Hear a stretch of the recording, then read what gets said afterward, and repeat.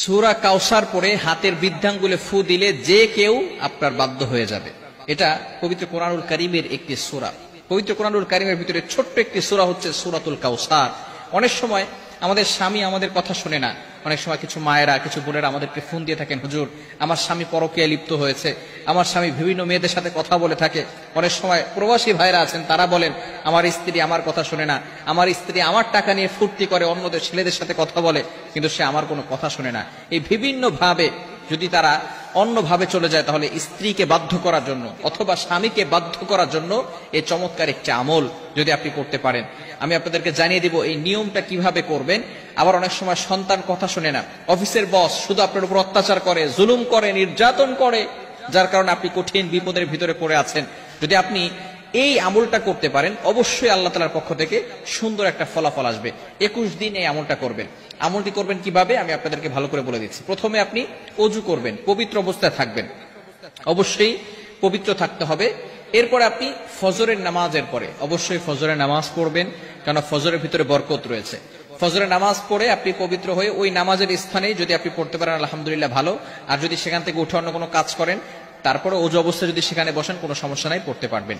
আপনি প্রথমে ওযু করবেন, ওযু অবস্থায় সেখানে বসবেন। বসার পরে একবার সূরা ফাতিহা পড়বেন, এরপরে 4 কুল পড়বেন, কুল ইয়া আইয়ুহাল কাফিরুন, কুল হুয়াল্লাহু আহাদ, কুল আউযু বিরাব্বিল ফালাক, কুল আউযু বিরাব্বিন নাস। এটা পড়ে আপনার বুকে ফু দিবেন এবং পুরো শরীরকে মাসাজ করে দিবেন, আপনার শরীর বন্ধ হয়ে যাবে। এরপরে আপনি 3 বার দুরূদ শরীফ পড়বেন। আমরা নামাজের ভিতরে যে দুরূদ শরীফ পড়ি, এই দুরূদ শরীফ 3 বার পড়তে হবে। এই দুরূদ শরীফ 3 বার বলার পরে এরপর আপনি আউযু বিল্লাহ বিসমিল্লাহ সহকারে সূরা কাউসার পড়বেন 21 বার। কতবার?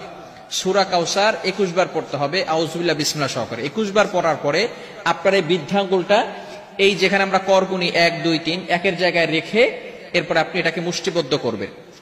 এরপরে আপনি সূরা কাউসার 21 বার পড়ার পরে সেখানে ফু দিবেন। ফু দেওয়ার পরে যাকে আপনি বাধ্য করতে চাচ্ছেন হালাল ভাবে, অবশ্যই হালাল ভাবে হতে হবে, হারাম ভাবে করলে কিন্তু হবে না, অবশ্যই হালাল হতে হবে।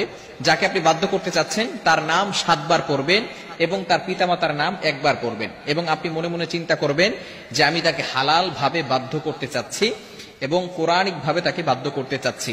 এরপরে এভাবে অনেক সময় ধরে রেখে, কিছু সময় ধরে রেখে আপনি আবারও 3 বার দুরূদ শরীফ পড়বেন, তারপরে হাতটাকে ছেড়ে দিবেন। এরপর আপনি আল্লাহ তাআলার কাছে দোয়া করবেন। এই আমল যদি আপনি করতে পারেন ইনশাআল্লাহ 21 দিন টানা আমল যদি করতে পারেন, অবশ্যই আল্লাহ তাআলার পক্ষ থেকে ভালো একটা ফলাফল আসবে। তবে এটা হালাল ভাবে করতে হবে, ইয়াকিনের সাথে করতে হবে। যদি কারো ইয়াকিন না থাকে, কোরআনের প্রতি যদি কারো বিশ্বাস না থাকে, তাহলে কিন্তু কঠিন মুসিবতের ভিতরে পড়ে যাবেন। ইয়াকিন থাকতে হবে কোরআনের প্রতি এবং আল্লাহর প্রতি, যে আল্লাহ তাআলা অবশ্যই আমাকে এই কোরআনের মাধ্যমে সাহায্য করবেন। এবং হালাল পন্থা থাকতে হবে, হারাম কোনো কাজ করা যাবে না। বিশেষ করে ইয়াং পিপল যারা আছে, এটা শোনার পরে তারা একেবারে খুশিতে আত্মহারা হয়ে যাবে যে আমি আমার গার্লফ্রেন্ডকে এবার বিয়ে করার জন্য অথবা গার্লফ্রেন্ডকে পটানোর জন্য আমি পুরা ভালো একটা আমল পেয়ে গেছি। খবরদার, এটা করা যাবে না। এটা যারা হালাল ভাবে স্বামী কথা শোনেন অথবা স্ত্রী কথা শোনে না,